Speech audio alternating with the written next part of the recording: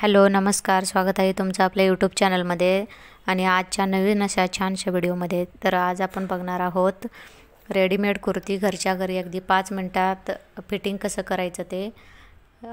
ही कुर्ती आहे. या कुर्तीला आपण फिटिंग करणार आहोत. पहिल्यांदा आपल्याला कुर्ती उलट करून घ्यायचं आहे. हे बघा, मी इथं कुर्ती उलट करून घेतलेला आहे.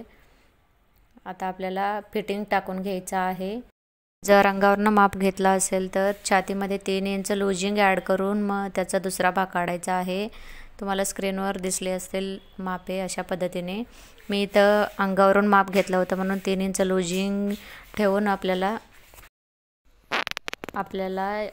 त्याचा दुसरा भाग करून घ्यायचा आहे. इथं 31 इंचाची छाती होती, तर 31मध्ये 3 इंच ॲड केलं तर 34 झालं. 34चा निम्मा 34चा दुसरा भाग होतो 17.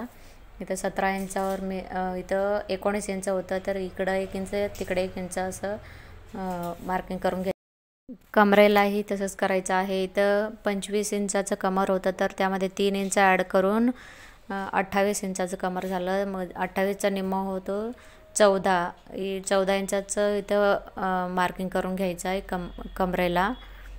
हे बघा, अशा पद्धतीने मी इथं टोटल 18 इंचाचं येत होतं, तर मी इथं 2-2 इंचाचं तिकडं 2 इंच इकडं 2 इंचाला असं मार्किंग करून घेतलं. हे बघा, व्हिडिओमध्ये दाखवल्याप्रमाणे अशा पद्धतीने आपल्याला फिटिंग टाकून घ्यायचं आहे. कमरेचं मार्किंग करताना मुंड्यापासून खाली 5.5 इंचावर मी कमरेचं मार्किंग केलेलं आहे. हे बघा, अशा पद्धतीने आपल्याला मार्किंग करून घ्यायचं आहे.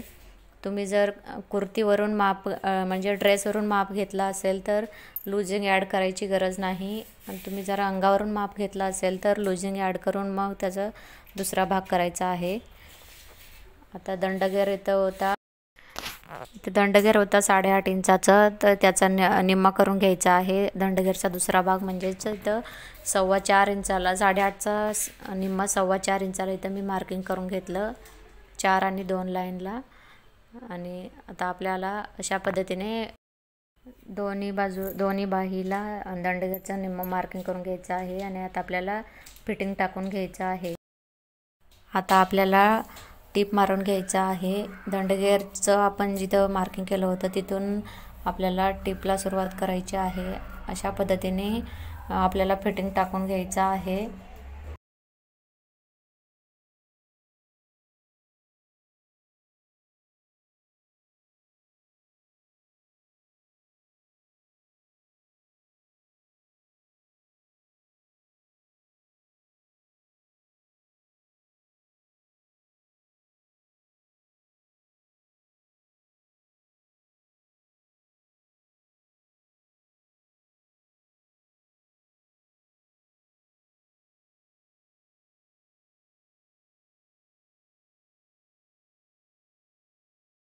कुर्ती अल्टर करताना मी कधीही डबल टिपच टाकून घेत असते.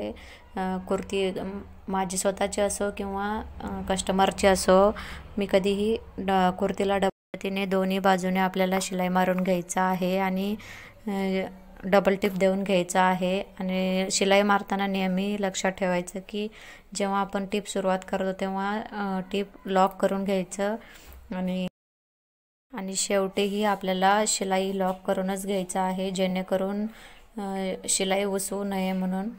पद्धतीने आपलं फिटिंग टाकून झालेलं आहे आणि दोन्ही साईडने डबल टिप देऊनही झालेलं आहे. त्या पद्धतीने आपलं कुर्ती अल्टर करून झालेलं आहे. तुम्हाला व्हिडिओ कसा वाटला आहे मला कमेंट करून नक्की कळवा. आणि तुम्हाला जर व्हिडिओ आवडत असतील तर व्हिडिओला लाईक आणि शेअर करा आणि चॅनलला नक्की सबस्क्राईब करा, जेणेकरून सर्व व्हिडिओचे नोटिफिकेशन तुम्हाला सर्वात आधी मिळेल. आणि व्हिडिओ शेवटपर्यंत बघितल्याबद्दल सर्वांना थँक्यू सो मच.